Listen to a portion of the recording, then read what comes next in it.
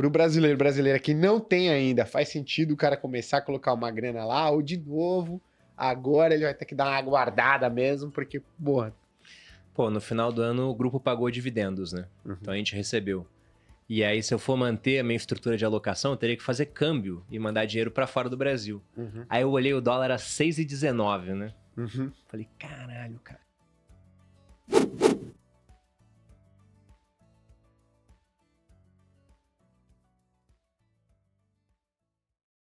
Existe um efeito chamado de efeito Cantillon. Eu vou dar um exemplo aqui. Suponhamos que eu tenha pego a máquina de criar moeda com o Lula, ele me emprestou. E falou, tá contigo agora. Eu falei, beleza, então vou criar um pouco de moeda aqui para beneficiar o Gui e o Ricardo, porque são mais próximos. Igual o governo faz, né? Quem é mais próximo tem benefício. Aí vou, roda a impressora e crio 10 milhões para cada um de vocês. Só que primeiro eu ofereço os 10 milhões pro Gui, o Ricardo é o segundo da fila. Aí você vem aqui em Alphaville e olha uma casa que você sempre quis comprar. Você fala, cara, eu tô com 10 milhões agora. Você vai lá e compra a casa. Você foi beneficiado que recebeu o dinheiro primeiro. O preço na economia não tá subindo ainda. Aí o Ricardo agora ganhou os 10 milhões dele. E por coincidência, a esposa do Ricardo quer a mesma casa que você comprou, cara. O Ricardo vai lá, bate na porta e fala, pô, Gui, quebra o galho, cara. Minha esposa quer a casa, eu tenho filhos, né? Você vai vender a casa por 10 milhões pro Ricardo? Pelo mesmo preço que você pagou? Não, pô, que isso? Você acabou de pagar a corretagem, você pagou imposto, vai ter que vender por um pouco a mais, né? Certo. Então veja que essa competição por bens, serviços, produtos escassos, vai levar o preço para cima. Agora imagina que eu estou dando dinheiro para todo mundo na economia. Se todo mundo quer comprar bicicleta, o preço sobe. Todo mundo quer comprar dólar aqui no Brasil, o preço sobe. Então lá fora, o pessoal foi comprar as coisas, mas foi nas empresas. Aí o S&P subiu e o brasileiro estava aqui alijado disso. Porque se a gente for pensar nessa máquina de imprimir dinheiro americana, eles imprimiram, deram para os americanos todos, isso vai escoando pelo mundo, mas o cara que só investe aqui no Brasil não viu um centavo disso. Então o preço de tudo no mundo fica mais alto e ele fica alijado daquilo. Então é interessante que você esteja o mais próximo possível da máquina de imprimir dinheiro. Como é que você faz isso no Brasil? Virando empreiteiro e vendendo para o governo. Agora, de maneira a investir, você pode investir nas empresas que vão ganhar uma parte disso. O dinheiro vai passar pelos bancos, por exemplo. Então você pode investir em banco. Agora, pensando na máquina de imprimir dinheiro mundial, é investindo lá fora. Pô. Só que aí deixa eu te fazer uma pergunta. Essa semana, Howard Marks, que é o gestor da Oaktree, lançou um memorando, ele sempre vai lançando novos memorandos, e o cara é tão bom que o Warren Buffett acompanha o cara com, frequência. Então eles estão sempre Será conversando. mesmo que ele acompanha com frequência ou ele quis ser educado no prefácio de um livro e isso... Ah, não, entrou pra cara, história, assim, né? não sei, não dá pra gente saber, né? Às vezes é um cara, não. Né? Mas eles são muito bons, os memorandos do Howard Marks são muito bons, e essa semana ele levantou a hipótese, porque ninguém nunca crava, é muito difícil alguém cravar, vai ter uma bolha. Mas, se perguntando e se questionando de que se o que tá acontecendo na Bolsa Americana não é de fato uma bolha, né? E aí ele traz uma frase que é muito interessante. Ele fala, eu nunca conheci nenhum ativo que fosse bom o suficiente para nunca estar caro, e são pouquíssimos os ativos que nunca estão baratos o suficiente para comprá-los, né? Nunca são ruins o suficiente para estar num preço que sejam baratos para comprar. E aí esse é o ponto, assim, tem muita gente que tá de fora, a gente tá falando aqui, deve ter uma boa parte das pessoas que não tem dinheiro na Bolsa Americana por dois motivos. Ela sempre tá esperando a Bolsa Americana cair, porque ela acha que a Bolsa Americana tem um comportamento semelhante à Bolsa Brasileira, e ela acha que o dólar tá caro, tá nas máximas, e o dólar, ele, sim, consistentemente está renovando as suas máximas, né? Então... Só que agora é um cara que é acompanhado pelo mercado financeiro global levantando uma hipótese de bolha, né? E aí a gente já fala, no mercado tradicional já fala que as ações nos Estados Unidos estão esticadas desde o início de 2022. Eu lembro que, assim, muitos fundos multimercados no Brasil estavam, inclusive, vendidos em bolsa americana, fundos multimercados lá nos Estados Unidos, e foi um ano, assim, que... Cara, a Bolsa Americana subiu contra todas as probabilidades, expectativas, enfim. Então a minha pergunta é, você acha que mesmo nesse cenário em que, cara, grandes nomes começam a levantar essa possibilidade, pro brasileiro, brasileira que não tem ainda, faz sentido o cara começar a colocar uma grana lá, ou de novo, agora ele vai ter que dar uma guardada mesmo, porque, porra... Pô, no final do ano o grupo pagou dividendos, né? Então a gente recebeu. E aí, se eu for manter a minha estrutura de alocação, eu teria que fazer câmbio e mandar dinheiro para fora do Brasil. Aí eu olhei o dólar a 6,19, né? Falei, caralho, cara. Eu não fiz o câmbio. Pô, mas era o correto pra manter a estrutura de alocação. Você recebeu um dinheiro novo, né? Você vai querer alocar. Só que dá muita dor no coração fazer câmbio com o dólar a 6,19. Talvez quando o dólar bater 6,50, ele volta a 6,19, aí eu vou achar tranquilo. Exato. Se isso vier a acontecer. Então a gente só acha o dólar barato em retrospectiva, né? Quando você tá naquele momento onde ele acabou de bater uma nova máxima, você pensa que ele é caro, porque historicamente ele está num patamar caro mesmo. Então é bem mais complicado. E é muito interessante você citar o Howard Marks, porque é um cara que eu admiro bastante, já li os livros dele. Inclusive ele tem uma frase que talvez se aplique ao Brasil nesse momento, porque ele sempre frisa que você não fica rico comprando coisas boas. A minha casa é muito boa, mas se eu te vender ela por 100 milhões é uma compra terrível. Você fica rico comprando bem as coisas. Ou seja, comprar barato é sempre a melhor coisa que existe, né? E definitivamente quando você olha para certas empresas americanas, principalmente aquelas empresas de maior renome, são empresas já muito grandes.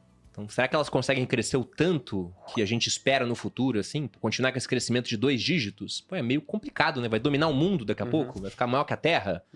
Então, é bem mais difícil. E eu acho que a gente pode ver, sim, que lá fora, assim como aconteceu basicamente toda vez que depois você tem uma revolução tecnológica, a gente tá vivendo uma bolha. Porque se você pega o mercado americano, já teve bolha de um monte de coisa, cara. Bolha de estrada de ferro, bolha de telégrafo, bolha de pista de boliche, a bolha.com nos anos 2000, a bolha imobiliária. Então a gente vai ter uma bolha de IA. Se a gente não está numa bolha ainda, provavelmente teremos, né? Porque sempre vai ter uma animação acima da expectativa, resultados muito bons que a gente espera sejam replicados no futuro e eventualmente não são. Agora eu vou citar um outro cara, que é o Peter Lynch, que ele fala que mais dinheiro foi perdido, né, tentando antecipar crises do que em crises de fato.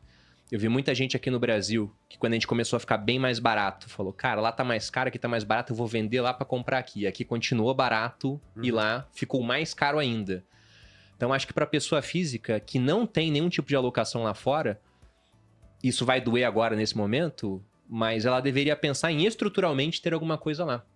Porque vamos imaginar que nessa mesa aqui nós estejamos conversando com indianos, com argentinos, com mexicanos, com sul-africanos, com russos. Ou seja, basicamente o pessoal dos BRICS, vamos colocar assim, né? Ou elegível para entrar nos BRICS, mesmo nível. E aí o argentino vai e te fala, cara, eu tenho 100% das minhas finanças na Argentina. Aí o indiano fala, eu tenho 100% na Índia. E o russo fala, eu tenho 100% na Rússia. Eu, como brasileiro, vou olhar e falar, cara, esses caras estão correndo muito risco. Exatamente. Aí imagina esses caras ouvindo, eu tenho 100% no Brasil, e ele pega um pouco para olhar o noticiário do Brasil. O que está acontecendo do ponto de vista político, o Estado gastando mais, tentando fechar a conta, aumentando impostos, o juro muito alto, que tende a dar uma sufocada na economia, em crescimento. Se ele vê também a parte de como o jurídico está atuando aqui no Brasil também, que é um negócio que chama atenção no mundo inteiro. Esse cara vai falar, poxa, será que é sábio você ter 100% no Brasil? Se a gente fosse pensar no investidor realmente global, o cara que equilibrar as finanças dele colocando um pouquinho em cada país que é relevante. O Brasil hoje é menos de 1% da produção econômica mundial. Você pega a PIB mundial, o Brasil é menos de 1%. Então, é sensato ter 100% do seu dinheiro em um país que ele é apenas 1%, sendo que, como vocês já levantaram na Finclass em pesquisa, o brasileiro tem parte do custo de vida dolarizado. Acho até que muito mais do que o pessoal está acostumado a pensar. Porque se eu pego a minha rotina... Eu acordo, primeira coisa que eu faço é desligar o despertador no iPhone da Apple. Pô, não tem iPhone, Bruno? Tá, mas seu celular é Samsung, é alguma marca que não é a Positivo. Não é uma empresa nacional. Aí depois disso, você vai lá e confere as suas mensagens no WhatsApp, que é da Meta, que é uma empresa americana. E aí nessas mensagens, alguém do trabalho te enviou alguma coisa pra você fazer e você não lembra muito bem como é que faz. Aí você vai e pesquisa, sei lá, no ChatGPT, que é da OpenAI, que é investido na Microsoft. Ou você vai no Google, onde já tem resposta por IA. Ou no Google você pode achar um vídeo do YouTube que vai te ajudar naquilo. Aí você vê que tem um livro que fala sobre o assunto. Aí você vai comprar provavelmente na Amazon.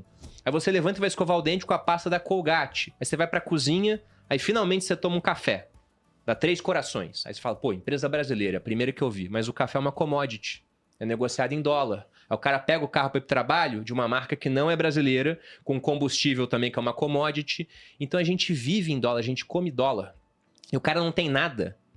Então quando o dólar sobe, o cara não tem patrimônio, ele não tem renda, ele sofre muito com isso. Ainda que de maneira, né, não imediata, porque esse impacto da subida vai chegar no preço via inflação. Mas ele sofre com isso. Então o interessante é que as pessoas entendam que se parte do custo de vida é dolarizado, elas deveriam ter na sua alocação uma parte lá fora, que nem você defende na Finclass, cara. É simplesmente isso. Seria muito melhor ter começado a dolarizar quando o dólar estava R$4? É muito melhor, né? Exato. Então agora é o momento onde a bolsa está no patamar, né, perto do all-time high e também com dólar a 6,20, é mais complicado? Então você começa com menos, você vai molhando o pé. Aí depois você aproveita quedas eventuais para que você possa fazer isso. E aí se a bolsa lá fora realmente cair, tá, vamos imaginar que ela caia totalmente descolada da economia, né? Ou, de fato, a gente começa a ter uma recessão e a bolsa só adianta essa recessão, o mecanismo antecedente. Então vai ter recessão e ela já cai. Geralmente, quando há uma crise nos Estados Unidos, a gente pode falar que um general está sempre pronto para lutar a sua última guerra, né? As últimas crises todas terminaram em impressão de dinheiro.